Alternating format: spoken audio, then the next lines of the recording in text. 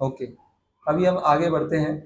तो पहला जो तत्व है वो है परमात्मा तत्व। दूसरा तत्व है जब हमने पूर्ण पुरुषोत्तम भगवान को जान लिया तो उनको प्राप्त कैसे किया जाए, इसको बोलते हैं उपाय तत्व। कैसे परमात्मा को प्राप्त किया जाए, तो इसके लिए उपनिषदों में बताया गया है, यो ब्रह्मणाना विदधाति पूर्वम यो वै वेदांश्च प्रणिहोति तस्मै तम हा देवम आत्मबुद्धि प्रकाशम मुक्षिर वै शरणम अहम प्रपद्ये। हरे कृष्ण। खेलना है तो बाहर। तो यहाँ पर बताया गया है तो उपनिषदों में कि जो भगवान, जो ब्रह्मा जी को उनके हृदय में आध्यात्मिक ज्ञान प्रदान करते हैं और सभी जीवों के उत्पत्ति का कारण है और सभी जीवों के मेंटेनेंस का कारण है, उन भगवान की मैं शरण लेता हूँ, ये उपनिषदों में बताया गया है। तो जिनकी शरण लेते हैं उनमें 3 क्वालिटी होना चाहिए। जिनकी शरण लिया जाता है उनमें 3 क्वालिटी होना चाहिए। तो अगर वो 3 क्वालिटी नहीं है तो शरण लेना भी क्या हो जाता है, फेल हो जाता है। तो रामायण में दोनों वृत्तांत है कि ऐसे लोगों की शरण ली गई है जिनमें ये क्वालिटी नहीं थी। पहली क्वालिटी है वो उदार होना चाहिए, उनका हृदय क्या होना चाहिए, उदार, कंपैशनेट होना चाहिए। अगर उदार हृदय है तो वो कुछ मदद करेंगे, पहला ही। दूसरा है क्षमता, उनकी कैपेबिलिटी होना चाहिए। अभी करना तो चाहते हैं लेकिन क्षमता ही नहीं है करने की। वो किसी ने शरण लिया लेकिन उस शरणागत जो साधक है उसकी इच्छा को पूरा करने की क्षमता नहीं है, तो वही शरणागति क्या हो जाएगी, फेल हो जाएगी। और तीसरा गुण होना चाहिए एक्सेसिबिलिटी। एक्सेसिबिलिटी मतलब क्या बोलेंगे हिंदी में, सुलभता, मिलने की सुलभता, है ना, भगवान से मिलने की सुलभता। भगवान इतने इतने ऊपर है, इतने ऊपर है कि इनको अप्रोच ही नहीं कर सकते। तो अगर वो सक्षम भी है, अगर वो उदार भी है, लेकिन इतना दूर है, इतना दूर है कि फिर कैसे, वो सुलभता है ही नहीं। तो जिनकी शरण ले रहे हैं उनमें 3 ये क्वालिटीज होना चाहिए। उनकी क्षमता होना चाहिए, उनका हृदय उदार होना चाहिए और तीसरा वो सुलभ होना चाहिए। अगर ये 3 क्वालिटीज हैं तो उनकी शरण ली जा सकती है, ऐसा वाल्मीकि मुनि बता रहे हैं। ओके, फिर श्रील प्रभुपाद अपनी पुस्तक में लिखते हैं कि भगवान सभी लोगों का पालन करते हैं, सभी लोगों का भगवान पालन करते हैं, लेकिन जो भगवान की शरण ले लेता है उसका भगवान व्यक्तिगत रूप से पालन करते हैं, है ना। तो भगवान सबको, जीवों को क्रिएट कर रहे हैं, जीवों को मेंटेन करते हैं, है ना। भगवान विष्णु का ही काम क्या है, मेंटेनेंस।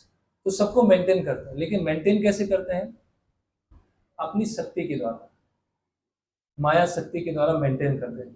लेकिन जो भगवान के शरणागत हो जाते हैं उनके जीवन में भगवान का व्यक्तिगत हस्तक्षेप होता है।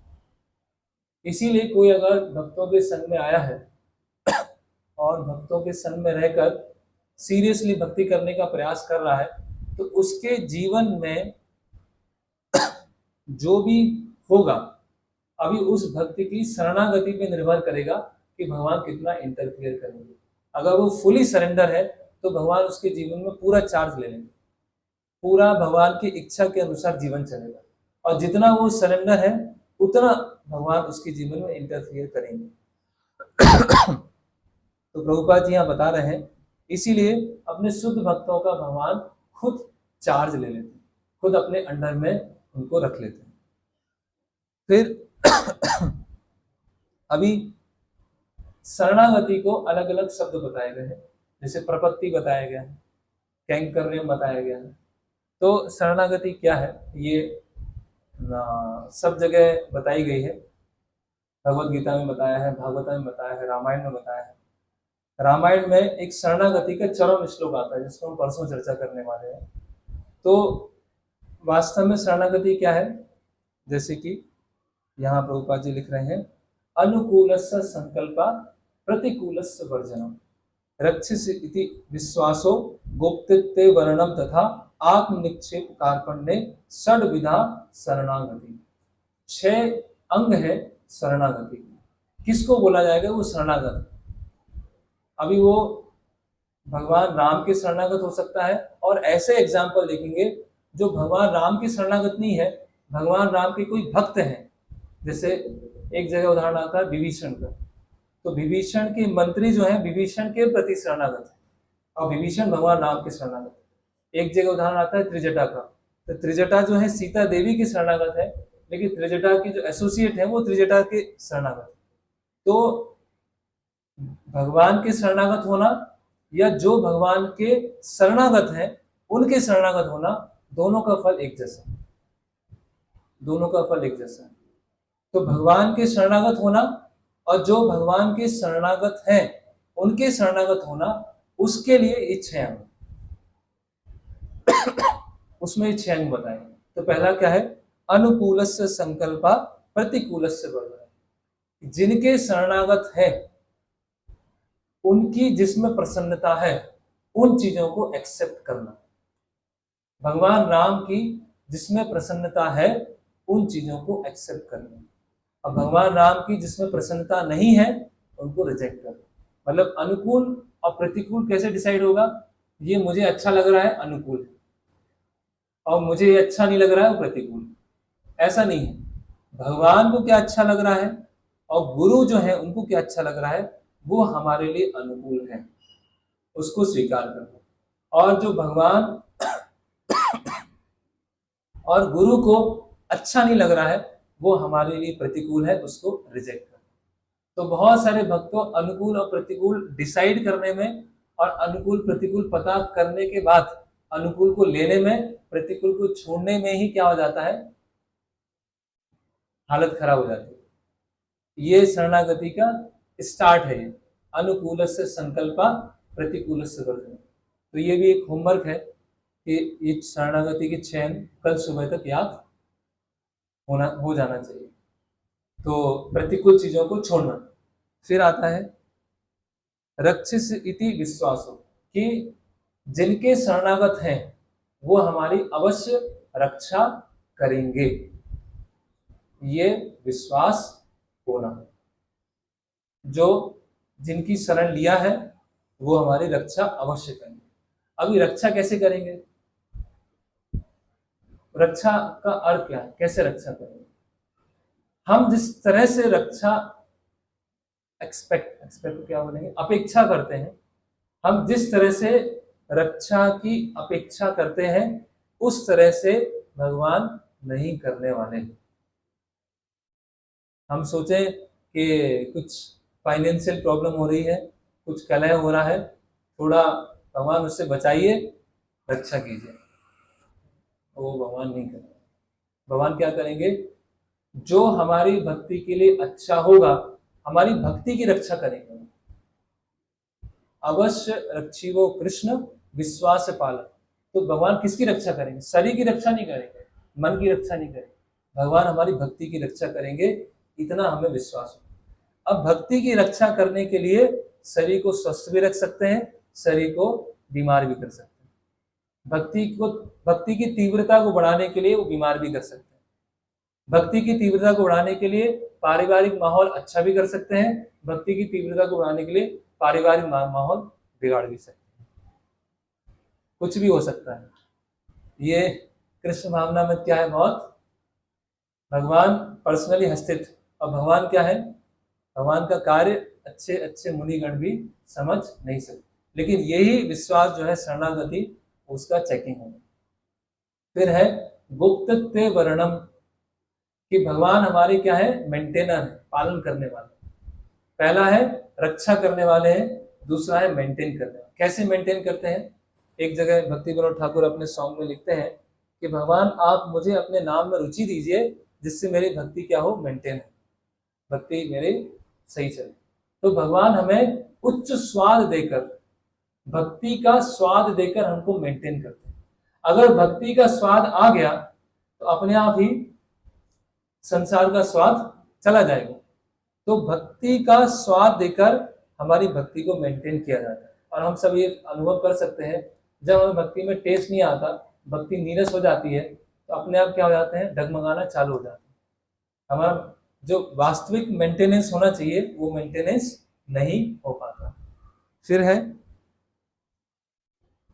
आत्म निक्षेपण। निक्षेप मतलब एक होता है आत्म निवेदन। निवेदन मतलब निवेदन कर रहे हैं, दोनों हाथ जोड़ के।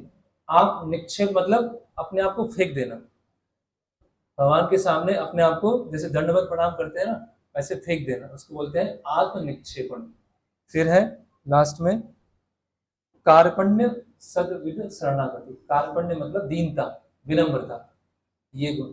तो ये 6 अगर गुण हैं तो वो शरणागत कहलाएंगे। अब भगवान का एक नाम क्या है, शरणागत वत्सल, कि भगवान को शरणागत से बहुत प्रेम है।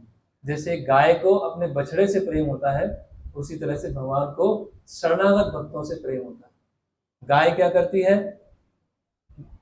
बछड़ा अगर गंदा है तो उसको चाटती है, बछड़े को पोषण देती है। कभी कभी बछड़ा गाय को ही मार देता है, लेकिन गाय फिर भी उस पर ध्यान नहीं देती है। तो जिस तरह से गाय बछड़े का ध्यान रखती है, उसी तरह से भगवान अपने शरणागत जो भक्त है उनके वत्सल बन जाते हैं। ओके, फिर अभी वाल्मीकि रामायण में कहां कहां उपाय तत्व के बारे में बताया गया है, किस तरह से परमात्मा तत्व को प्राप्त किया जाए। पहला, सबसे पहले जब देवी देवता गण भगवान विष्णु के पास में जाते हैं, कभी हमने वैसा विचार किया होगा कि भगवान हमेशा शंख चक्र गदा पद्म क्यों लिए रहते हैं? अस्त्र शस्त्र थोड़ा साइड में रख दें, अस्त्र शस्त्र साइड में रख कर खड़े हो सकते हैं, अस्त्र शस्त्र साइड में रख के बैठ सकते हैं, हमेशा शंख चक्र गदा पद्म लिए, उसका क्या कारण है? क्यों भगवान हमेशा लिए? क्यों भगवान हमेशा लिए रहते हैं? क्योंकि जैसे ही कोई प्रार्थना करेगा भगवान दौड़ के चले जाएंगे। अगर किसी ने हृदय से भगवान से प्रार्थना किया तो मेरा शंख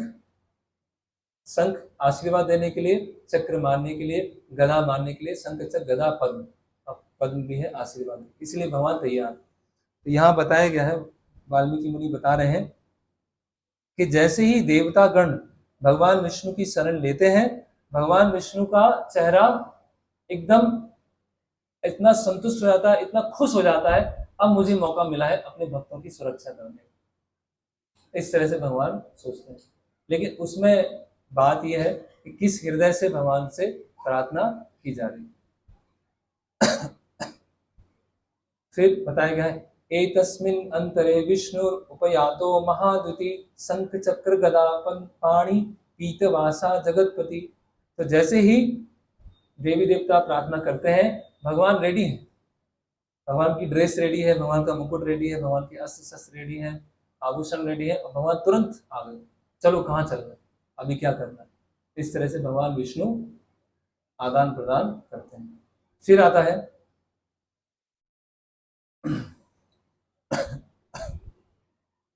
अभी दूसरा उदाहरण कि अगर कोई सक्षम है, अगर कोई उदार है, और अगर कोई सुलभ है, उसकी शरण लेने से भी कैसे फल प्राप्त होता है, उसका उदाहरण है त्रिशंकु।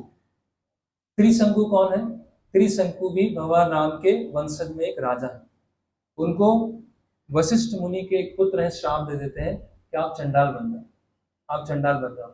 तो त्रिशंकु क्या होते हैं? विश्वामित्र मुनि की शरण लेते हैं, और त्रिशंकु व्यक्त करते हैं कि मुझे इसी शरीर में स्वर्ग जाना।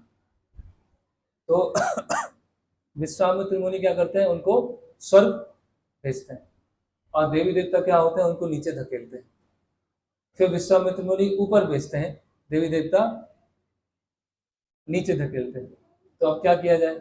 उस शरीर में स्वर्ग नहीं पहुंच पा रहे, तो विश्वामित्र मुनि अपनी योगिक शक्ति से एक स्वर्ग को बना देते हैं, और पूरा स्वर्ग लोक ही त्रिशंकु को दे देते हैं।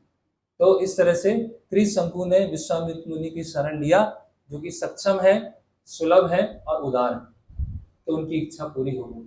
ऐसे एक उदाहरण आता है सुनक शेप, वो भी एक विश्वामित्र मुनि के भतीजे हैं।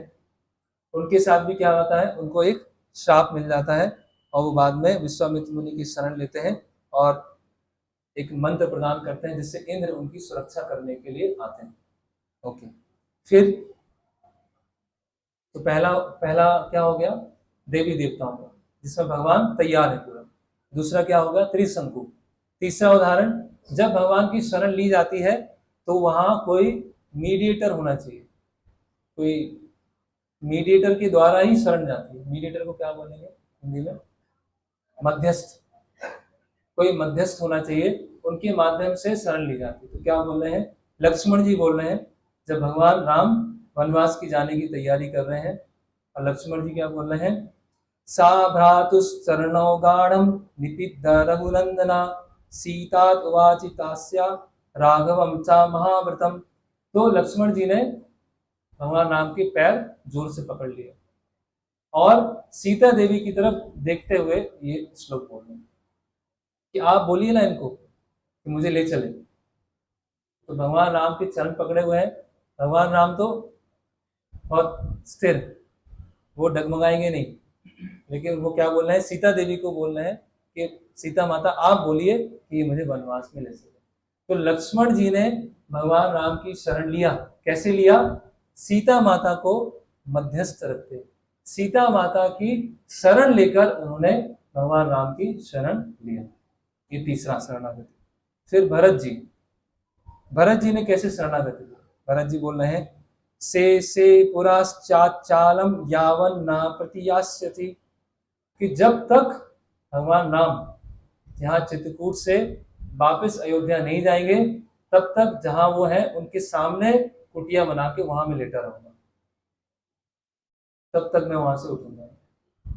तो वो डिटर्मिनेशन, शरण लेने में क्या है, डिटर्मिनेशन। वहां भरत जी आए और उन्होंने कहा जब तक भगवान राम मेरे साथ नहीं जाएंगे तब तक मैं यहाँ से जाने नहीं वाला। तो अभी भगवान के पास बहुत सारे भक्त प्रार्थना लेके आते हैं। देवी देवता प्रार्थना लेके आए हैं कि रावण को मारना, भरत जी प्रार्थना लेके आए हैं कि आप वापस चलिए। अभी करें तो करें क्या करें, जैसे भगवान के विग्रह हैं तो बहुत सारे भक्त उनसे प्रार्थना करने आते हैं। और मान लीजिए कुछ भक्तों ने ऐसी प्रार्थना किया जिसमें 3-4 भक्तों का क्या हो रहा है, विरोधाभास हो रहा है। एक भक्त ने प्रार्थना किया कि भगवान मुझे सेवा दो तो इन भक्त के साथ मत रखना। दूसरे भक्त ने प्रार्थना किया कि भगवान मुझे सेवा दीजिए तो ऐसा कीजिए। तो भगवान ही उसको क्या कर सकते हैं, समन्वय कर सकते हैं। भगवान के पास इतने सारे इश्यूज आ रहे हैं, इतने सारे लोग प्रार्थना कर रहे हैं भगवान से, लेकिन भगवान क्या है, समन्वय कर। तो कैसे समन्वय किया, भगवान राम ने देवी देवताओं की जो प्रार्थना है उसको स्वीकार करके आगे बढ़े रावण को मारने के लिए। और भरत जी की इच्छा को स्वीकार करने के लिए उन्होंने अपनी चरण पादुकाओं को दे दिया। और चरण पादुकाओं को लेकर जब भरत जी जाते हैं अयोध्या तो भगवान और भगवान की पादुकाओं में कोई अंतर नहीं है। वो भी हम देखेंगे कि किस तरह से भगवान की पादुकाएं जो है, इतना गुणगान है भगवान की पादुकाओं का, इतना गुणगान है, उसके ऊपर 1000 श्लोक है भगवान की पादुकाओं के ऊपर। तो कुछ श्लोक हम चर्चा करेंगे। तो इस तरह से भगवान ने देवताओं की भी शरणागति स्वीकार किया और भरत जी की भी शरणागति को स्वीकार किया। फिर आता है दंडकारण्य के ऋषिगण, अरण्य कांड आया तो क्या बोलते हैं, ते वयम भवता रक्षा भवत विषयवासिना नासगस्तु नगरस्थो वनस्थो वा त्वयं नो राजा जनेश्वरा। तो बता रहे हैं दंडकारण्य के ऋषिगण कि हम आपकी टेरिटरी में रह रहे हैं, आपके क्षेत्र में रह रहे हैं, तो आपको तो सुरक्षा करना ही पड़ेगा। आप ऐसा मत सोचिए कि अयोध्या ही आपकी वो है, पूरा ये जो इक्ष्वाकु वंश है उसका साम्राज्य है, पूरी पृथ्वी में फैला हुआ है। तो हम जो है जन स्थान में जो रह रहे हैं, दंडक वन में रह रहे हैं, ये भी आपके क्षेत्र का भाग है। और आपके क्षेत्र में रहना मतलब आपकी शरण में रहना, और आपकी शरण में रहना इसका मतलब आप हमारी सुरक्षा करेंगे। इस तरह से दंडकारण्य के ऋषिगण बोल रहे हैं। तो प्रभुपाद जी यहाँ प्रभुपाद जी के तात्पर्य से बताया गया है कि जो मंदिर है वो भी ऐसे ही, मंदिर में भगवान अर्चा विग्रह के रूप में रहते हैं। तो मंदिर क्या है, भगवान का क्षेत्र। तो जो मंदिर में रहते हैं तो एक तरह से वो भगवान के ये अपेक्षित है कि वो भगवान के शरणागत होना चाहिए और भगवान उनका मेंटेनेंस, भगवान उनकी सुरक्षा का देखभाल वो स्वयं रखेंगे। फिर आता है अगला उदाहरण जयंत, कौवे का। जयंत कौन है? इंद्र का पुत्र। जैसे इंद्र है वैसी जयंत है ना। सबको बहुत जल्दी इनसिक्योरिटी आ जाती है, इंद्र को भी। और तो जयंत को दूसरा कारण है।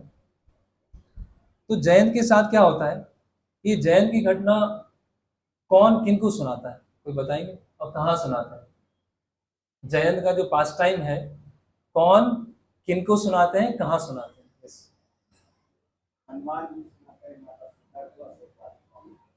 हनुमान जी सुनाते हैं सीता माता को अशोक। पूरा सही नहीं है, और कोई बताएंगे?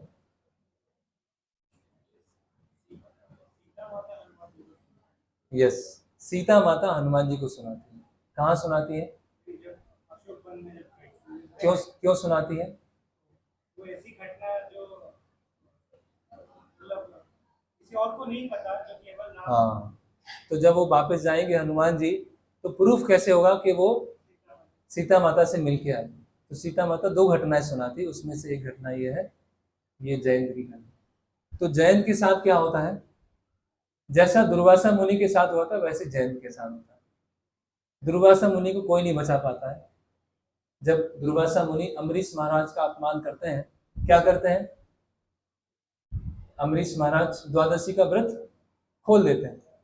तो दुर्वासा मुनि को क्या जाता है, बहुत गुस्सा आ जाता है, तो अपने बाल एक निकाल के असुर उत्पन्न कर देते हैं और उस असुर को भगवान का सुदर्शन चक्र मार देता है। फिर दुर्वासा मुनि भाग रहे हैं, भाग रहे हैं, भाग रहे हैं, सब लोगों में जाते हैं, कोई उनको शरण नहीं देता। अंततः वो अम्बरीश महाराज के पास में आते हैं। ऐसे जयंत के साथ तो क्या होता है, जयंत को किसने शरण नहीं दिया? सा पिता परित्यक्ता सूर्य चा समा ऋषि भी, उनकी पिता भी शरण नहीं दे पाए, पिता भी नहीं बचा पाए, इंद्र भी नहीं बचा पाए जयंत को। जयंत ने क्या किया? जयंत आया, ये जो घटना है यही की, चित्रकूट की है। अभी हम जाएंगे, पिछली बार वो एक घाट है, वहां पर अभी भी बना है कि सीता देवी के चरण चिन्ह है, भगवान राम के चरण चिन्ह है, और जयंत ने वहीं पर इस तरह से कार्य किया था। तो जयंत आता है और सीता माता को क्षति पहुंचाता है। और जब सीता माता को क्षति पहुंचाता है तो भगवान राम जो है अपना सिर सीता माता की गोद में रखे होते हैं। तो सीता माता सोचती है कि भगवान राम का जो नींद है वो डिस्टर्ब हो जाएगा, इसीलिए मुझे कुछ करना नहीं है, चुपचाप सहन करते रहना। तो बाद में क्या होता है, उनके शरीर से वो रक्त गिरना चालू हो जाता है, और जब रक्त गिरता है तो भगवान राम की नींद खुल जाती है। अब भगवान राम देखते हैं कि ये किसने किया, किसकी इतनी हिम्मत हुई। तो देखते हैं वो जो कौवा वहां पर है उसकी चोंच में क्या है, रक्त लगा हुआ है। तो भगवान एक तिनका उठाते हैं और तिनका को ब्रह्मास्त्र बना के फेंक देते हैं।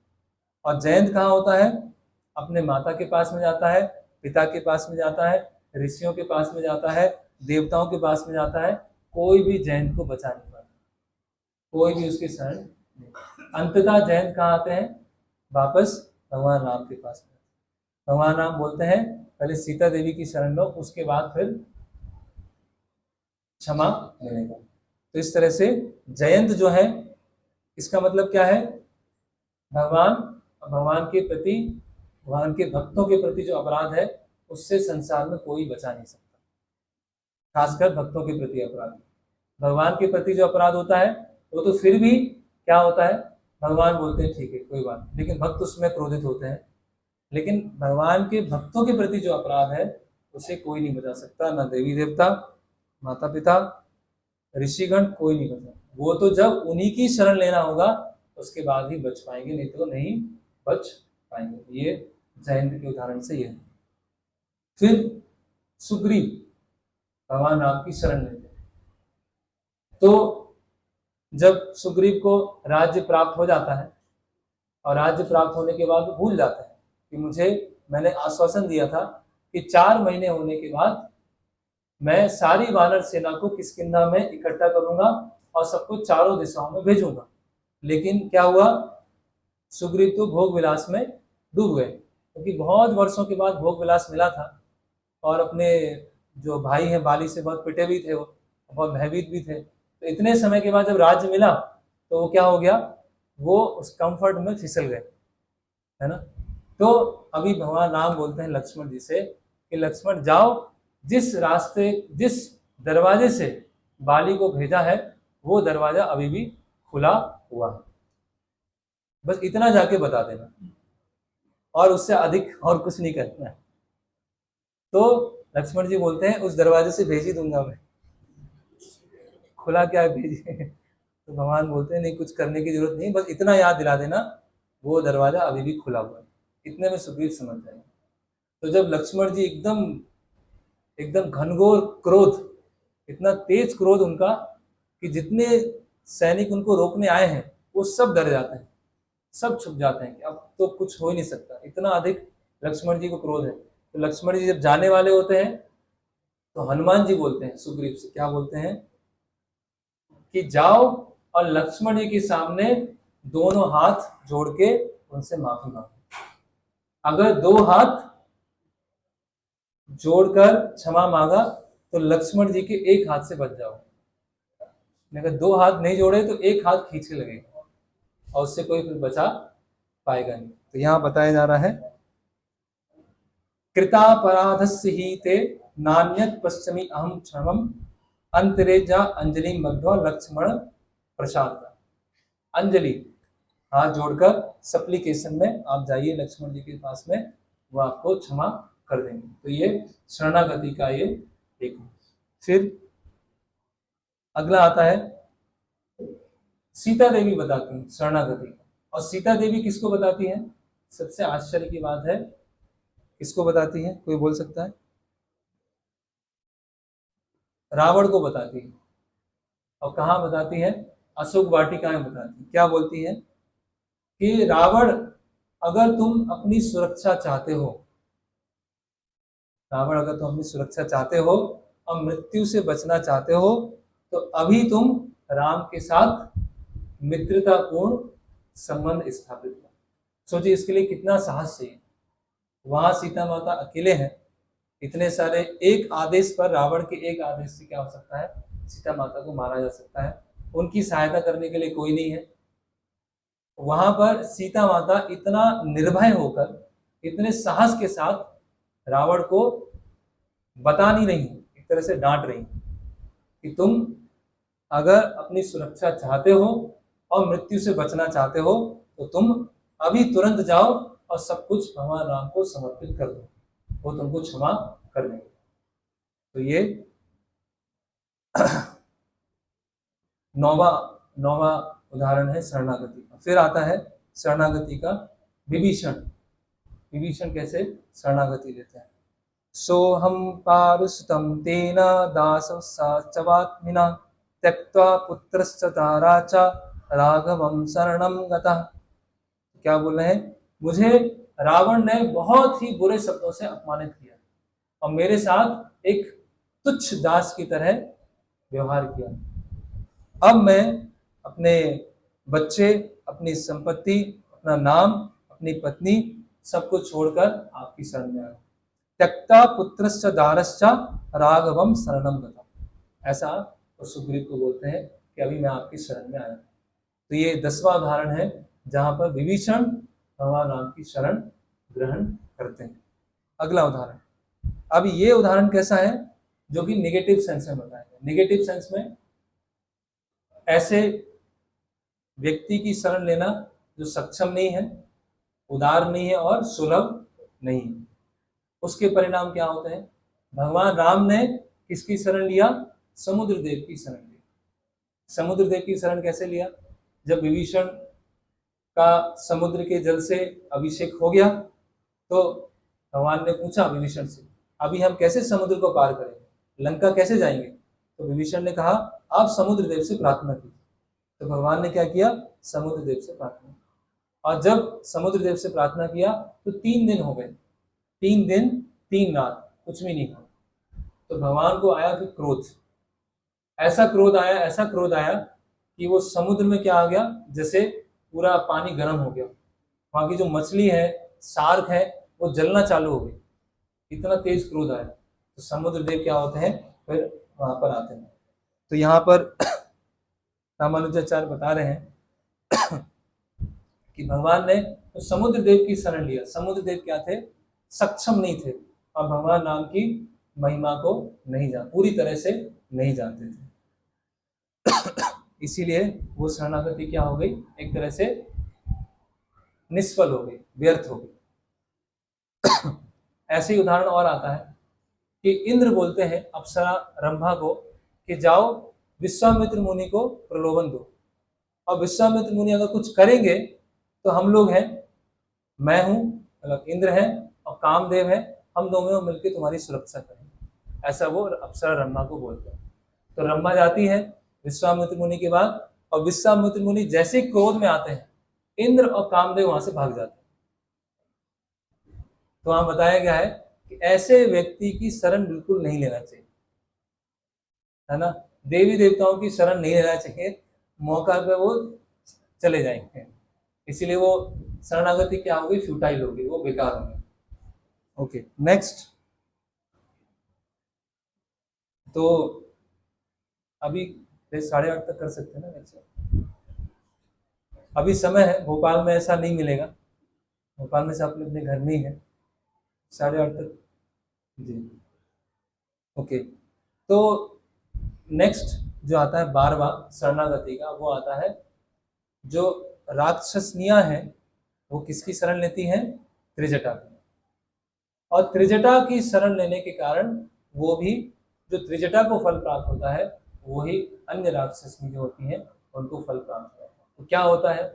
रावण सीता माता के सामने सबको आदेश देके जाता है कि धमकाओ, डराओ, प्रलोभन दो, अगर कुछ भी ना हो तो टुकड़े कर करके यहाँ पर जानवरों को डाल दो। ऐसा रावण बोल के जाता है। तो जो राक्षसनी जो होती है सीता माता को डराती है, धमकाती है, प्रलोभन देती है, अलग अलग तरह से बातचीत करती है और मारने के लिए प्रयास करती है। तो त्रिजटा वहां पे आती है। त्रिजटा कौन है? अलग अलग, कहीं बताया जाता है कि विभीषण की पुत्री है, कहीं बताया जाता है विभीषण की बहन, अलग अलग जगह। और कोई है तीसरा कुछ? यही दो सुने हुए, और कुछ भी है? विभीषण की पुत्री, हाँ। तो तो त्रिजटा आती है और त्रिजटा बोलती है कि मैंने कल रात में एक स्वप्न देखा। उस स्वप्न में देखा कि रावण के बाल पूरे खुले हुए हैं, रावण को तेल के पात्र में डुबाया जा रहा है और तेल के पात्र में डुबाकर गधे से बंधे हुए रथ पर ले जाया जा रहा है। और भगवान राम यहाँ पर आए हैं या उनका कोई दूत आया है जिसने पूरी लंका को जला दिया। इसीलिए अभी भी तुम लोगों के पास समय है, सीता देवी को परेशान मत करो, उनकी शरण ले लो। ऐसा त्रिजटा अन्य राक्षसियों से बोलती है। तो वहां बता रही है कि मैं आपसे विनम्रता से बोलती हूँ कि जो जनकात्मज, जो जनक की पुत्री है, उनकी शरण लो, इससे आपका जीवन सुखपूर्वक और शांतिपूर्वक हो जाएगा। और ऐसा हुआ। कैसे हुआ? कि जब युद्ध कांड के अंतिम में भगवान राम बोलते हैं कि जाइए, हनुमान जी से बोलते हैं आप जाओ अशोक वाटिका में और बता के आओ कि अब सब कुछ रावण को मार दिया है, अभी आप तैयार हो जाइए भगवान राम से मिलने के लिए। ऐसा हनुमान जी जाते हैं। तो हनुमान जी क्या बोलते हैं कि ये जितनी भी राक्षसनी, उनको मैं पहले मारना चाहता हूँ, पहले उनको मारूंगा, इन्होंने आपको 1 वर्ष तक सताया। तो सीता देवी क्या बोल देती है? बोलती है वो तो उनके जो उनके मास्टर हैं रावण, उनके कारण ऐसा वो कर रहे हैं, वास्तव में वो ऐसा करना नहीं चाहते थे, इसीलिए मैंने उनको क्षमा कर दिया है, तुम भी उनको क्षमा कर दो। तो कितना बड़ा गुण है सीता देवी का। इन्होंने एक वर्ष तक लगभग रोज सीता देवी को धमकी दिया, परेशान किया, प्रलोभन दिया। बहुत अच्छा चांस था कि हनुमान जी जाते और सबको मार के आ जाते, लेकिन सीता देवी ने उनको क्षमा करो। तो ये क्यों हुआ? क्योंकि उन्होंने त्रिजटा की शरण लिया। ये उदाहरण है 12वां। ओके, फिर विभीषण। विभीषण के 4 असिस्टेंट थे जो उनके साथ में आते हैं, विभीषण के साथ में आते हैं।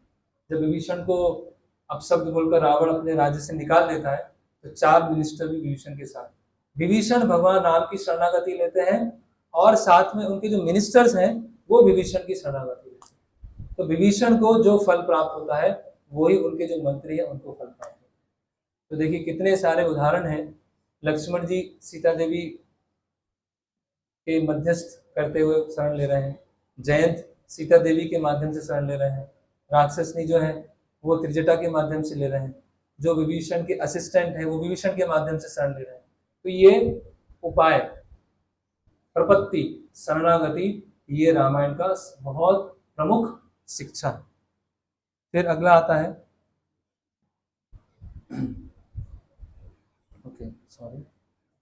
तो इस तरह से अभी प्रश्न आता है, पहला तत्व है परमात्मा तत्व, दूसरा तत्व है उपाय तत्व। मैंने भगवान राम को जान लिया, भगवान राम की शरण ले ली, शरण लेने से क्या मिलेगा?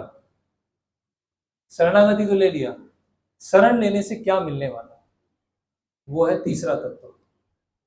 क्या है? हम भगवान की शरण में जा रहे हैं, किस लिए जा रहे हैं तो बताएंगे। हम भगवान के पास में जाते हैं, भगवान की शरण में जाते हैं, किस लिए जाते हैं?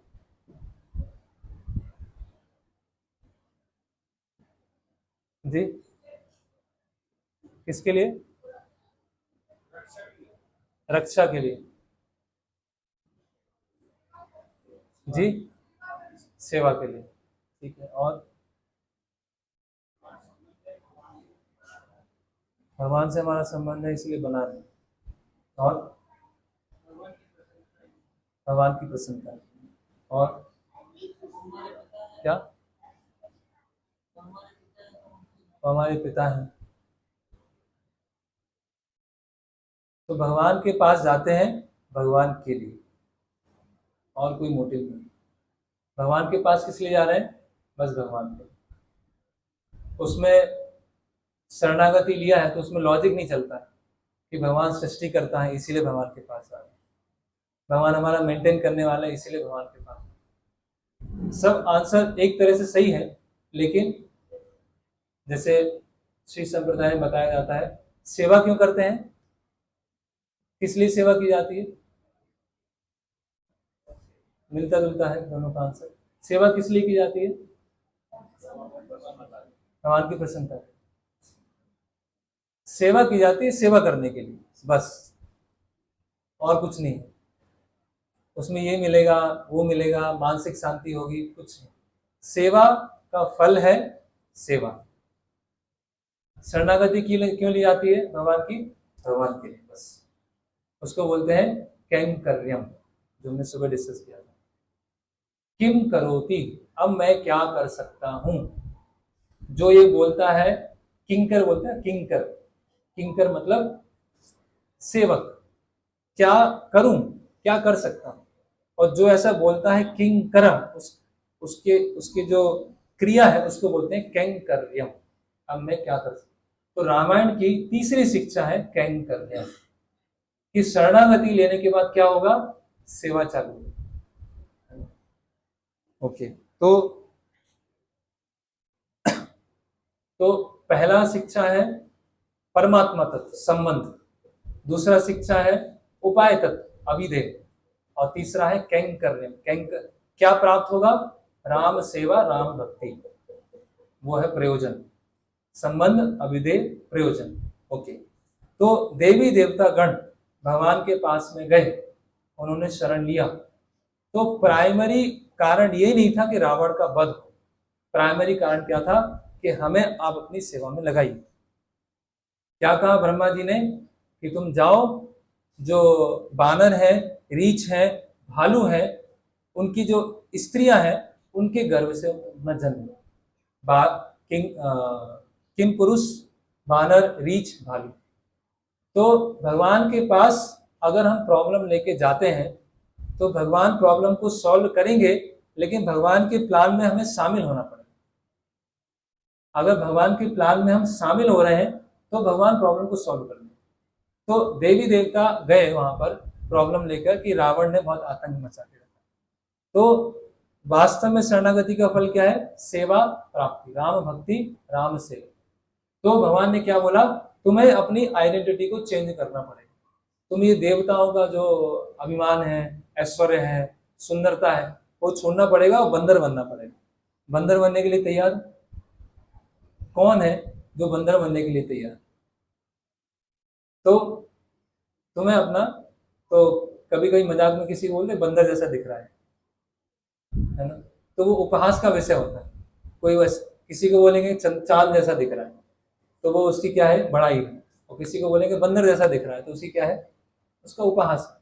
तो भगवान ने कहा भाई देवी देवताओं का जो तुम्हारी उपाधि है उसको छोड़ो और बंदर बनो और मेरे असिस्ट करो।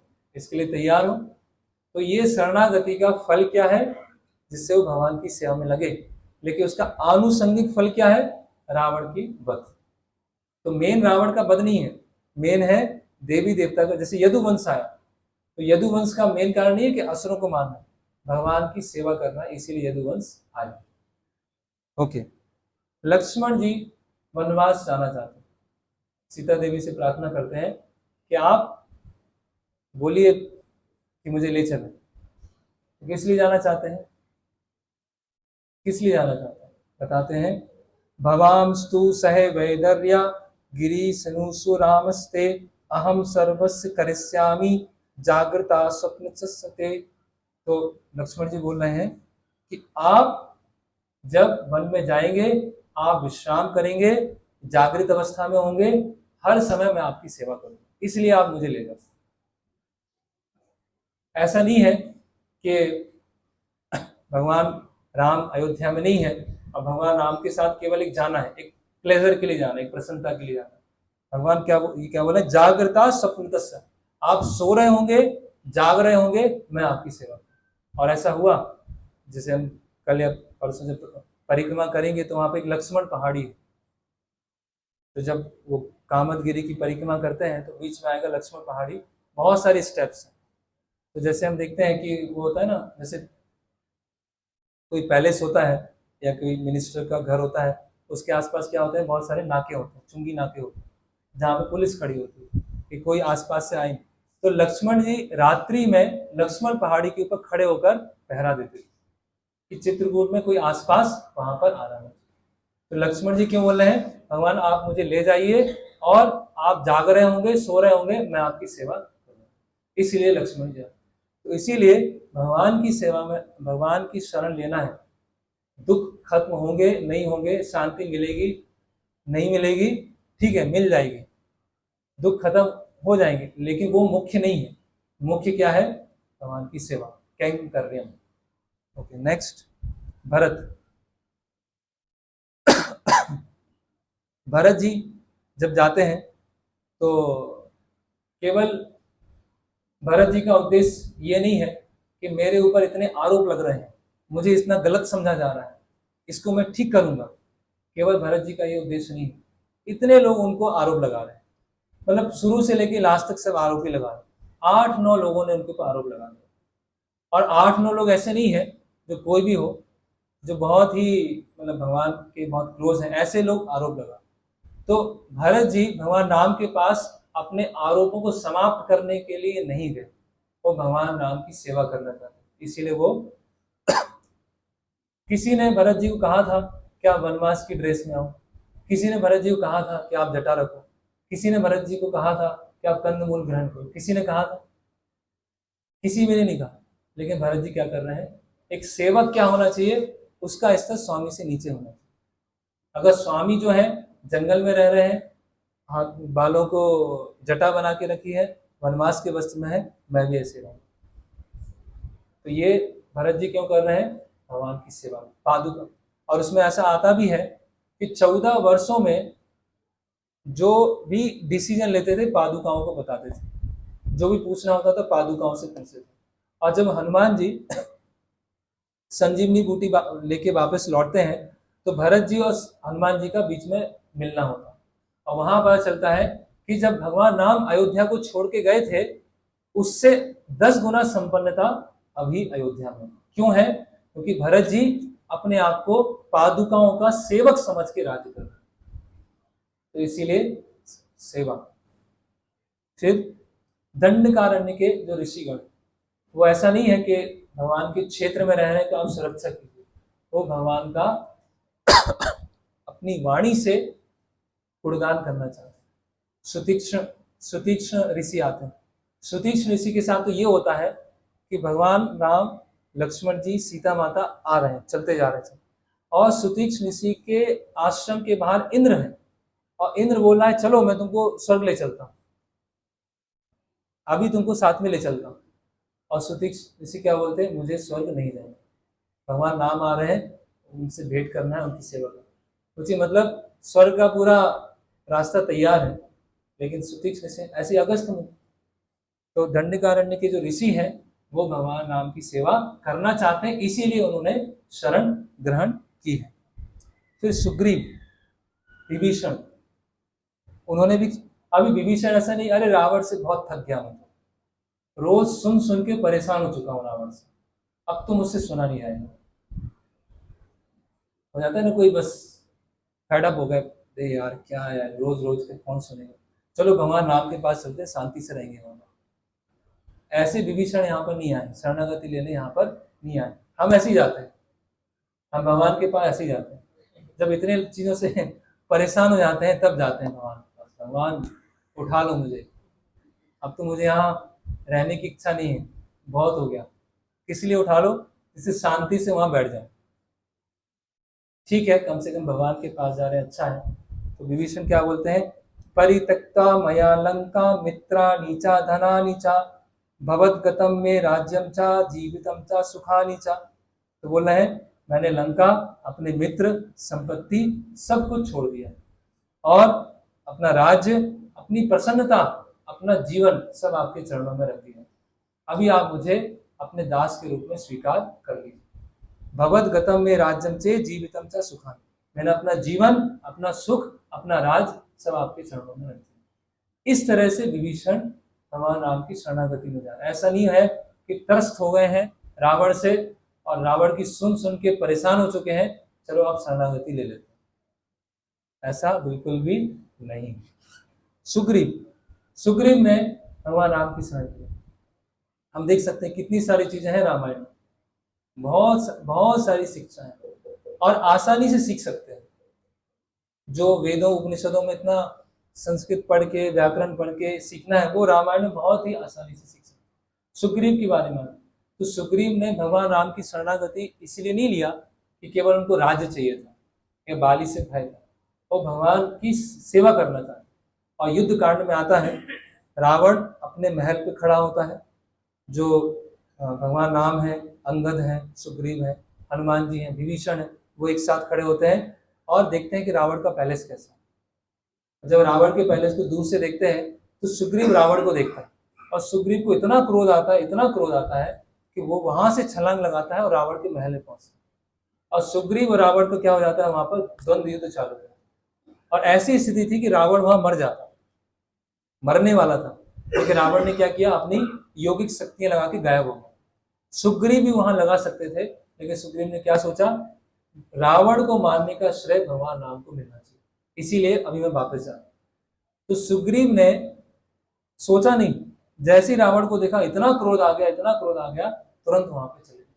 तो मुख्य हेतु सुग्रीव का ये नहीं है किष्किंधा का राज्य मिल जाए, आराम से एंजॉय, वो आनुषंगिक फल है। मुख्य फल क्या है, भगवान की सेवा करना। ओके, फिर नेक्स्ट है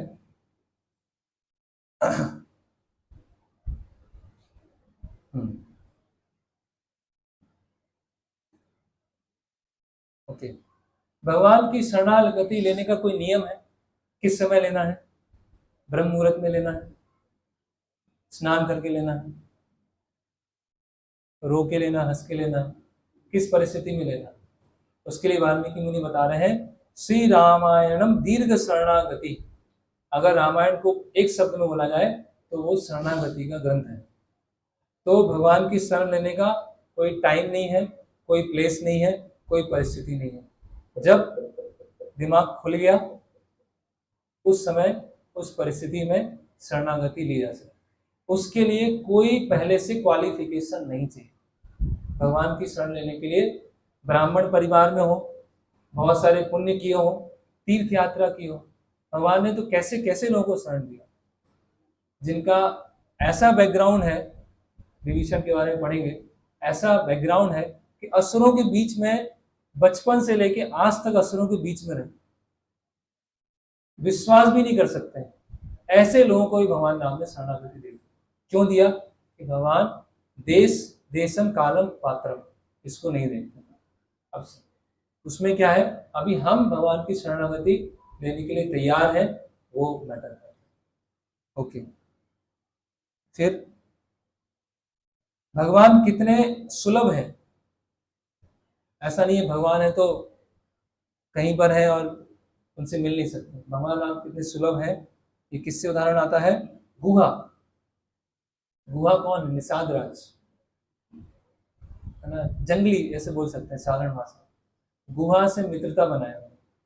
सबरी जो भील जाति से है, सबरी को मोक्ष प्रदान किया, भगवत धाम प्रदान किया। सुग्रीव बानर, जटायु गिद्ध है। तो ऐसे जो साधारण दृष्टिकोण से देखें, जो भगवान की शरण में नहीं जा सकते हैं, उनको ही भगवान ने शरण दी। कोई है ना, वो चैतन्य महावीर कुछ लोग बोलते हैं, नीच जाति नाहिर भजने योग्य,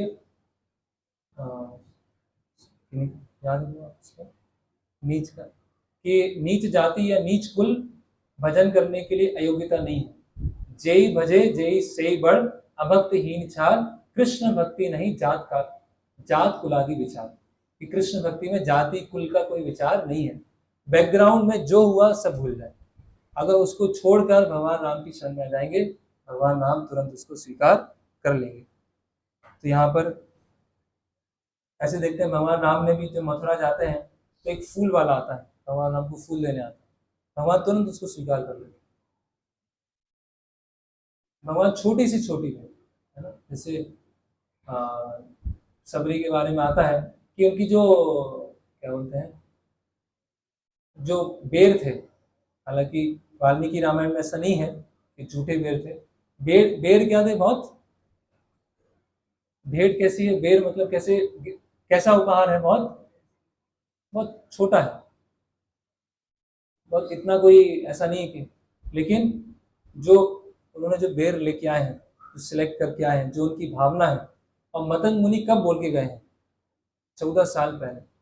14 साल में प्रतिदिन बेर तोड़ना, अच्छे से अच्छे बेर सिलेक्ट करना, उनको रखना, भगवान राम की प्रतीक्षा करना। तो ये जो भावना थी, वो भगवान राम ने वो ग्रहण कर लिया। तो गिफ्ट दिखने में बहुत छोटी हो सकती है, लेकिन उसके पीछे जो भावना है वो बहुत बड़ी हो सकती है। और सबरी में ऐसे ही था, वो देने के लिए बहुत छोटी चीज थी, लेकिन उनका जो पेशेंस था 14 साल का, जो उन्होंने भगवान राम के लिए रोज बेर लेके आते थे, भगवान राम ने वो ग्रहण कर लिया। ओके, फिर नेक्स्ट है तो इस तरह से जो सक्षम है, जो उदार है, और जो मिलने में सुलभ है, उनके पास अगर हम शरणागति लेते हैं तो शरणागति क्या होती है, उसका फल प्राप्त होता है। थोड़ा सा 5-10 मिनट और चर्चा करेंगे। तो ये तीसरा होगा कैंकर्यम,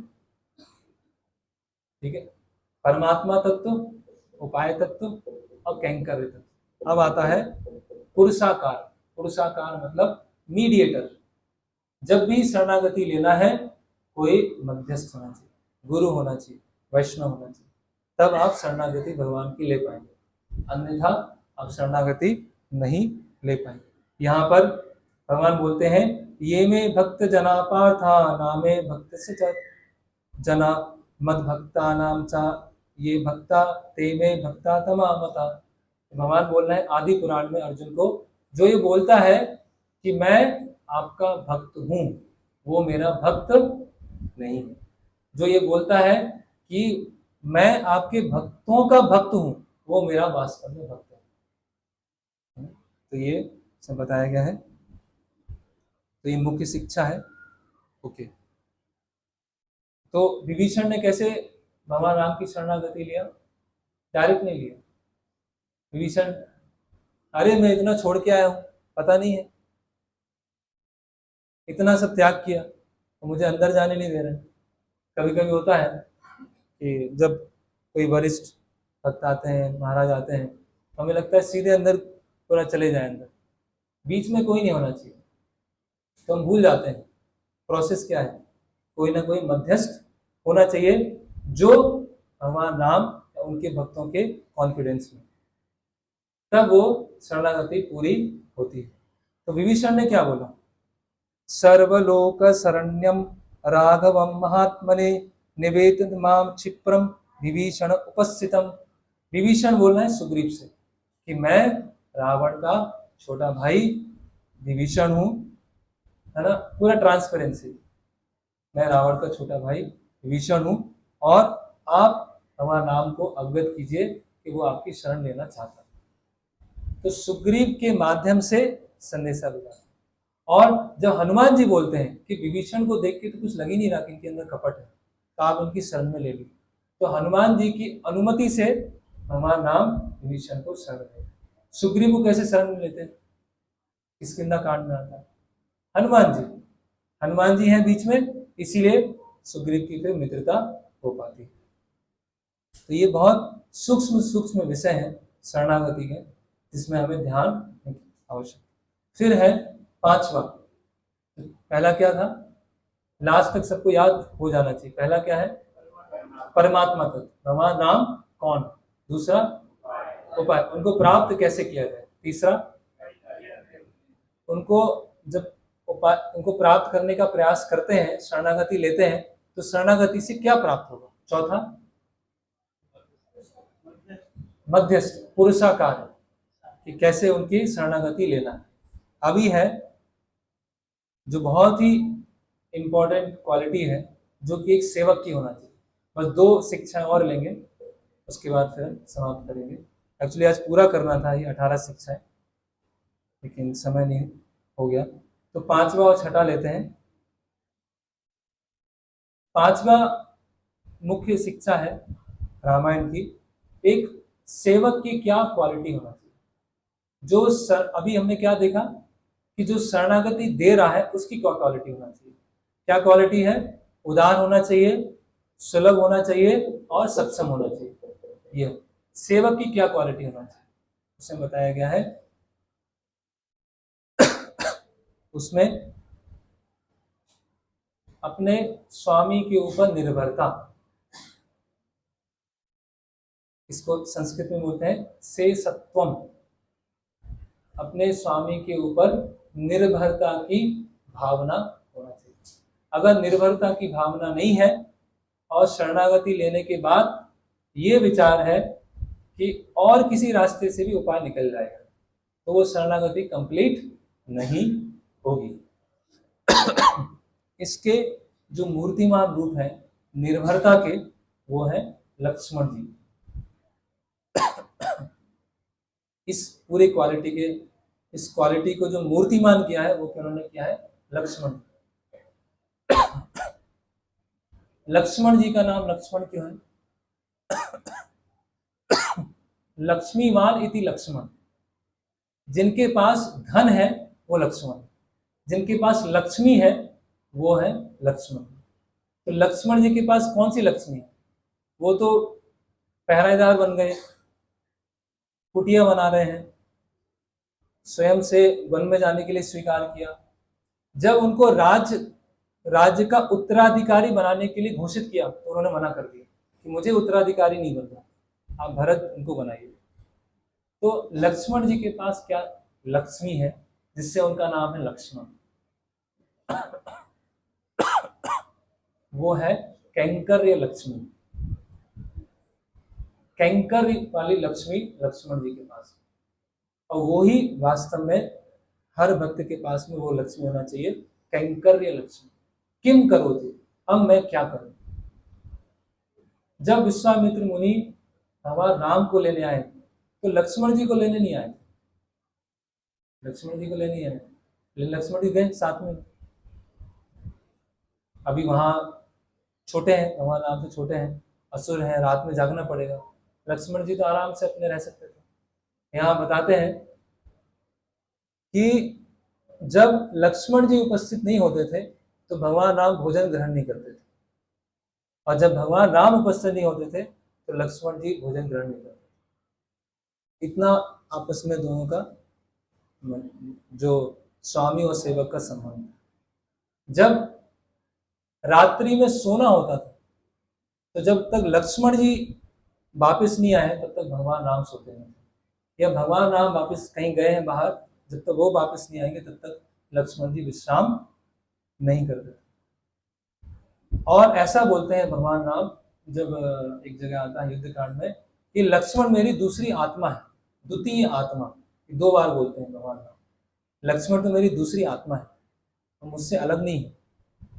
तो लक्ष्मण जी, सर्विस मतलब सेक्रीफाइस, सेवा मतलब सेक्रीफाइस। आप बहुत सारी चीज इकट्ठा करके भगवान के सामने महान बनने का हम प्रयास नहीं कर सकते। भगवान की सेवा के लिए जितना सेक्रीफाइस करेंगे, जितना त्याग करेंगे, उतना भगवान की नजरों में महान है। जैसे वो चैतन्य महाप्रभु बोलते हैं ना कि संसार में सबसे प्रसिद्ध व्यक्ति कौन, तो रामानंद राय बोलते हैं भक्त जो है सबसे प्रसिद्ध है। अब भक्त को जानते ही नहीं कोई, लेकिन भगवान के भक्तों की नजर में प्रसिद्ध है। तो लक्ष्मण जी के पास में क्या है, वो कैंकरी की लक्ष्मी है। तो जब भगवान राम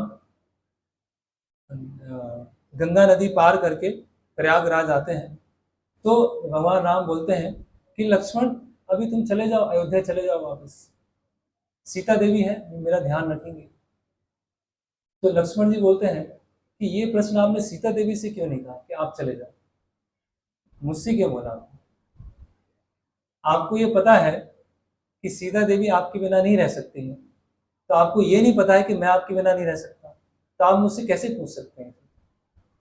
ऐसा लक्ष्मण जी भगवान राम को बोलते हैं।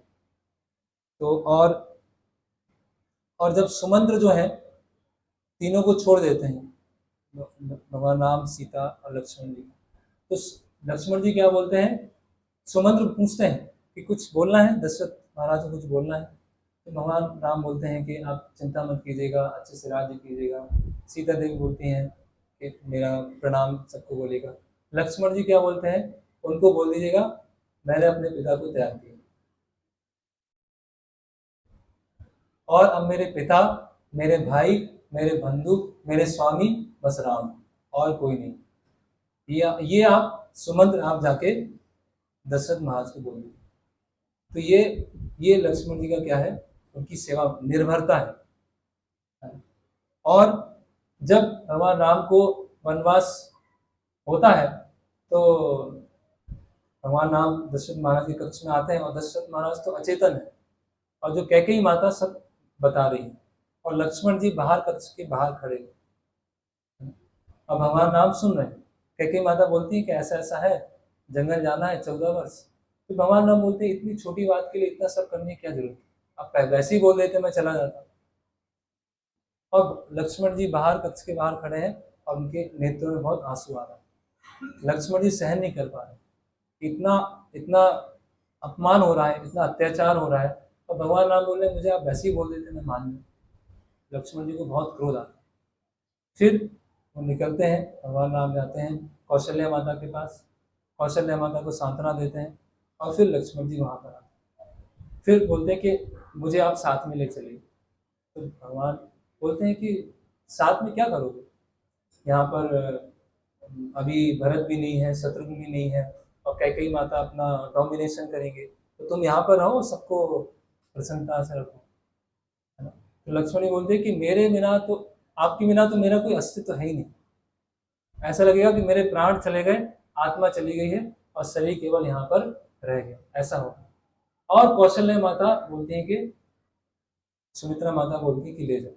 तो लक्ष्मण जी क्या बोलते हैं, अगर वनवास के समय कुछ दुख आया, कुछ अपशकुन हुआ, कुछ अशुभ हुआ, तो मैं भगवान राम के आगे खड़ा रहूंगा। कुछ भी विपत्ति आई, कुछ भी बाधा आई, मैं उनके आगे खड़ा रहूंगा। और कुछ भी शुभ काम हुआ, कुछ भी सुख आया, तो मैं भगवान राम के पीछे चला जाऊंगा।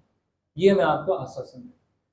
जितने भी युद्ध हुए, अलग अलग युद्ध हुए, लक्ष्मण जी को किसी ने नहीं बोला कि आप जाओ लड़ने के लिए, लेकिन लक्ष्मण जी जाते हैं, है ना। तो और इंसिडेंट आता है कि जब भगवान वनवास के लिए चले जाते हैं और गुहू के पास में पहुंचते हैं, पहली रात्रि आती है, तो लक्ष्य भगवान राम के लिए कुसा घास का बिस्तर बनाया जाता है, तो भगवान राम और सीता माता वहां पर विश्राम करते हैं।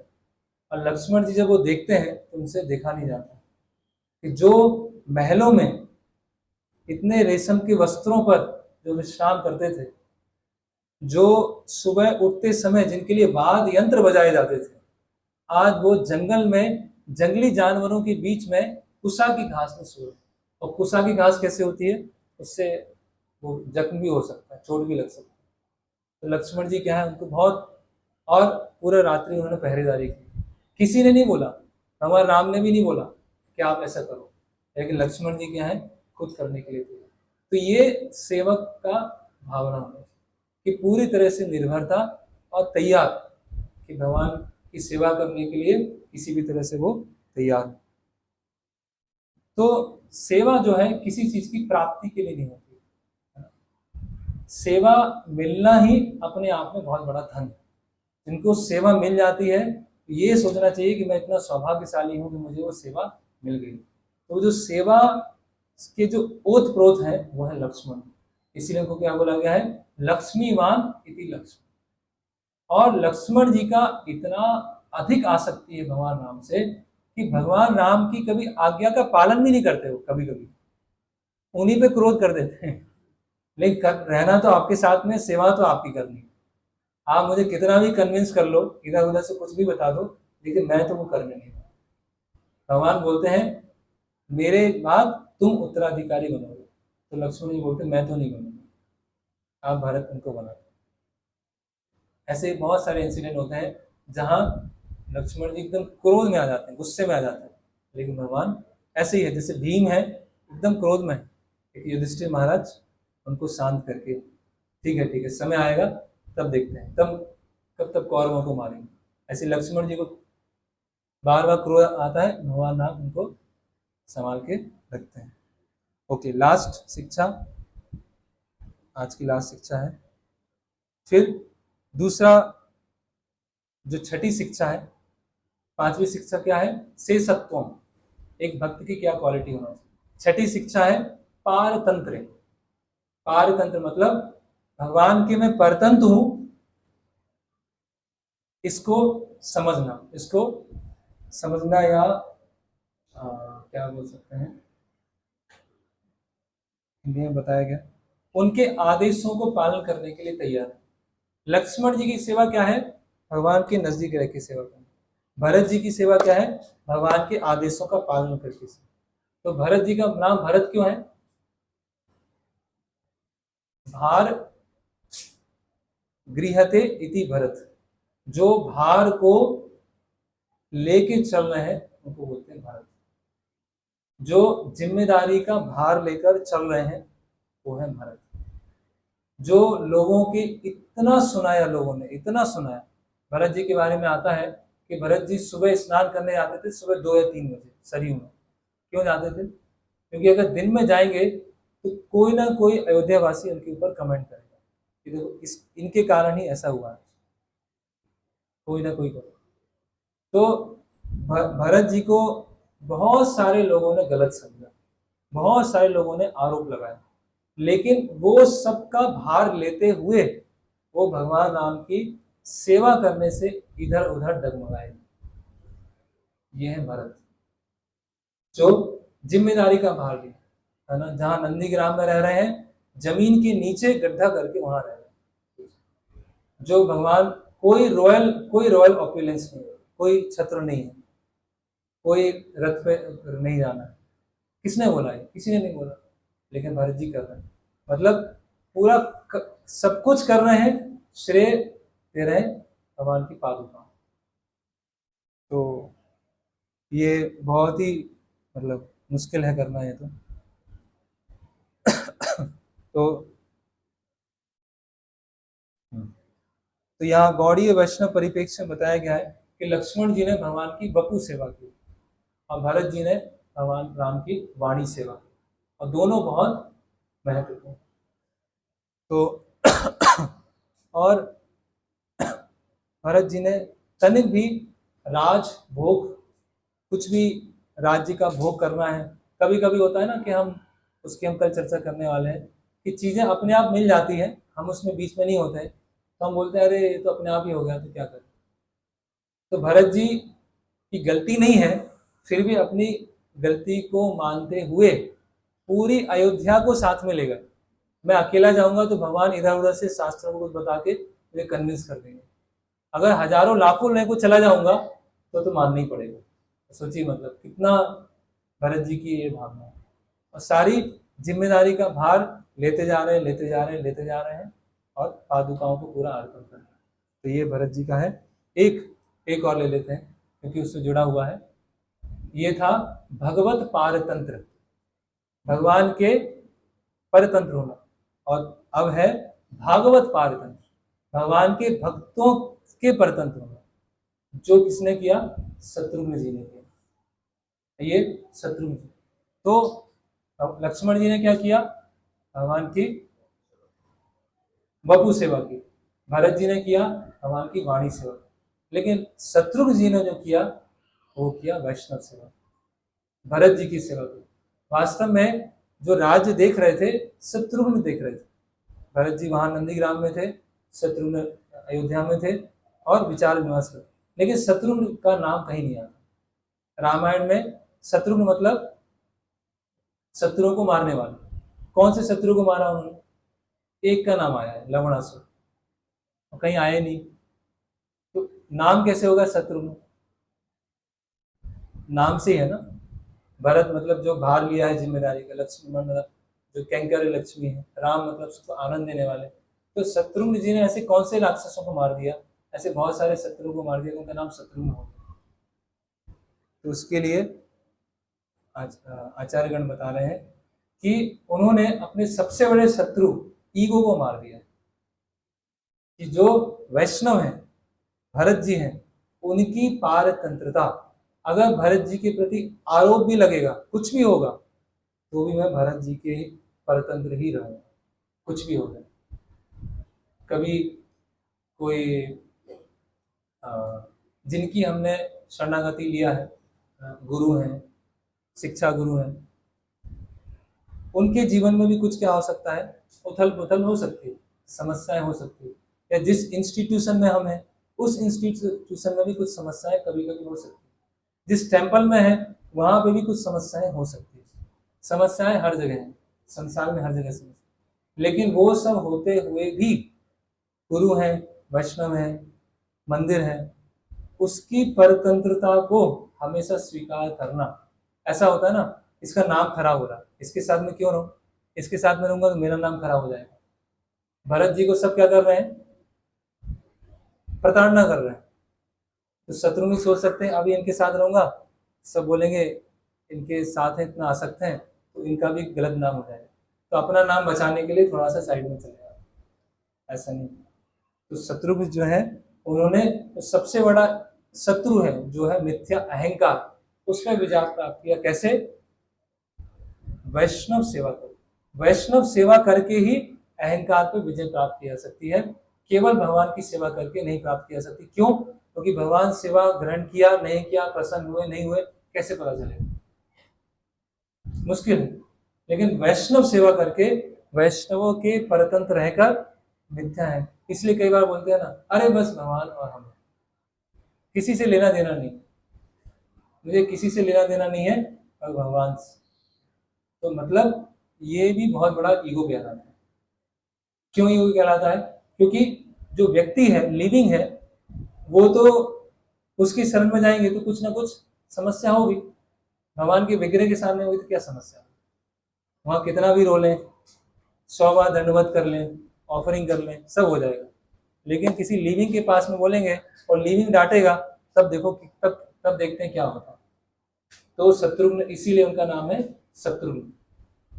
तो हालांकि भरत जी पे डाउट हुआ, भरत जी को गलत बोला गया, लेकिन फिर भी शत्रुघ्न जी, जिस तरह से लक्ष्मण जी भगवान राम से आ सकते हैं, उसी तरह से शत्रुघ्न जो है भरत से आ सकते हैं। तो ये 7 शिक्षाएं हो गई। इसके अलावा 11 शिक्षाएं और हैं, उसको कल समाप्त करने का प्रयास करेंगे। तो पहली शिक्षा क्या है? परमात्मा तत्व, राम कौन है। दूसरी शिक्षा क्या है? उपाय तत्व, उनको कैसे प्राप्त किया जाए। तीसरा क्या है? कैंकर, उनको प्राप्त करने के बाद करना क्या है वहां पर। चौथा क्या है? मध्यस्थ, पुरुषाकार। पांचवा क्या है? भगवान के ऊपर निर्भरता, शेषत्व। फिर छठा क्या है? पारतंत्र, भगवत पारतंत्र, भगवान के ऊपर डिपेंडेंट रहना। और 7वां क्या है? भागवत परतंत्र, भगवान के भक्तों के ऊपर निर्भर रहना। तो भगवान राम है, सबको आनंद देने वाले हैं। लक्ष्मण जी के पास कैंकर रूपी लक्ष्मणी है। भरत जी पर जिम्मेदारियों का भार है और मिसअंडरस्टैंडिंग, प्रताड़ना को सुनते हुए उसका भार लेते हुए सारी जिम्मेदारियों को निभा रहे हैं। और शत्रुघ्न जो है, चौथे जो भाई हैं, उन्होंने सबसे बड़े शत्रु जो है मिथ्या अहंकार को समाप्त कर दिया। हरे कृष्णा कृष्णा कृष्णा हरे हरे, हरे राम राम राम हरे हरे। तो अभी प्रसाद का समय हो गया है, प्रश्न उत्तर कर लेंगे। श्रील प्रभुपाद की जय।